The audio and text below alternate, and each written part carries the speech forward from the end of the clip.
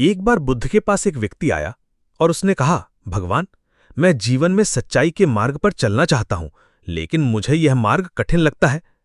बुद्ध ने उसे एक कहानी सुनाई। एक दिन एक छोटे से गांव में एक गरीब व्यक्ति रहता था। उसके पास कुछ नहीं था, लेकिन वह सच्चाई के मार्ग पर चलता था। एक दिन राजा के सैनिक उसके पास आए और उससे पूछा, क्या तुमने यहां किसी अपराधी को देखा है?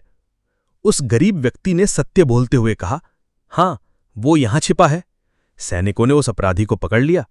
जब राजा को इस घटना के बारे में पता चला तो उसने उस गरीब व्यक्ति को बुलाकर पूछा, तुम जानते थे कि यदि तुम उस अपराधी को छुपाते तो तुम्हें पुरस्कार मिलता, फिर भी तुमने सत्य का पालन क्यों किया? उस व्यक्ति ने उत्तर दिया, राजन, सत्य से बड़ा कोई धन नहीं है। मैंने अपना सबसे बड़ा पुरस्कार पहले ही पा लिया है। राजा ने उसकी सच्चाई से प्रभावित होकर उसे सम्मानित किया और गांव में सत्य की मिसाल के रूप में उसकी प्रतिष्ठा हुई। अब हम आपको दूसरी कहानी सुनाते हैं। एक बार बुद्ध के पास एक धनी व्यक्ति आया और उसने उनसे पूछा, भगवान, मेरे पास धन और वैभव है, फिर भी मैं सुखी नहीं हूं, क्यों? बुद्ध ने उसे एक कहानी सुनाई। एक समय की बात है, एक लोभी व्यापारी था जो हमेशा अधिक धन की इच्छा रखता था। एक दिन उसने सुना कि एक जगह पर अपार धन छिपा हुआ है। उसने वह धन प्राप्त करने की योजना बनाई।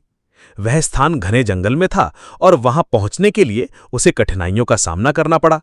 जब वह वहां पहुंचा तो उसे सोने और चांदी से भरी हुई एक गुफा मिली।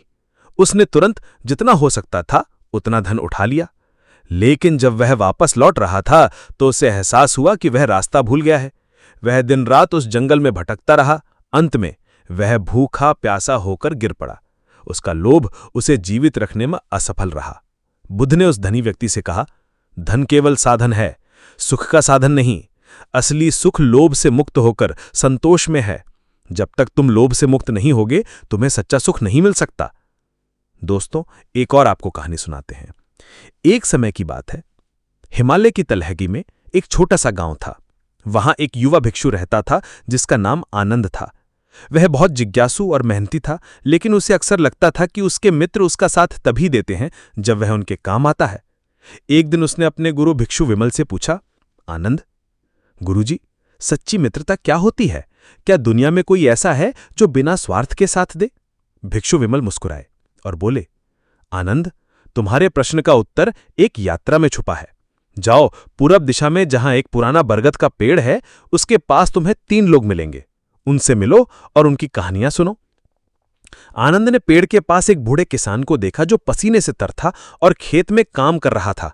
आनंद ने पूछा, क्या आप मुझे सच्ची मित्रता के बारे में बता सकते हैं?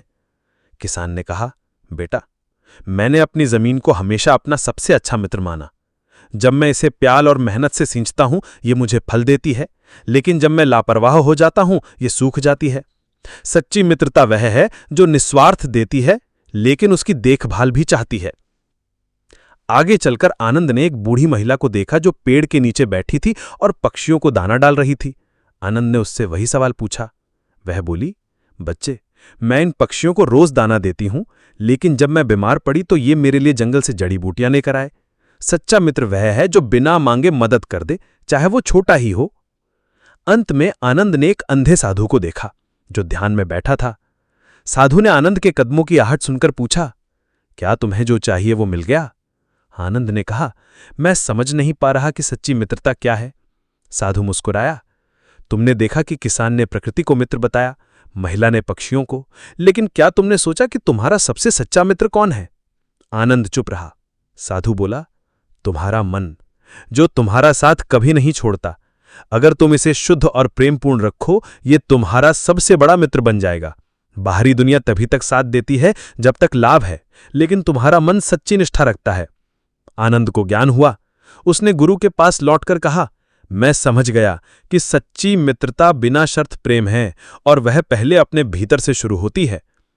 दोस्तों, सच्चा मित्र वही है जो बिना किसी स्वार्थ के साथ दे, चाहे वह प्रकृति हो, चाहे वह जीवन साथी या खुद का मन। समझ गए दोस्तों? नमो बुद्धाय।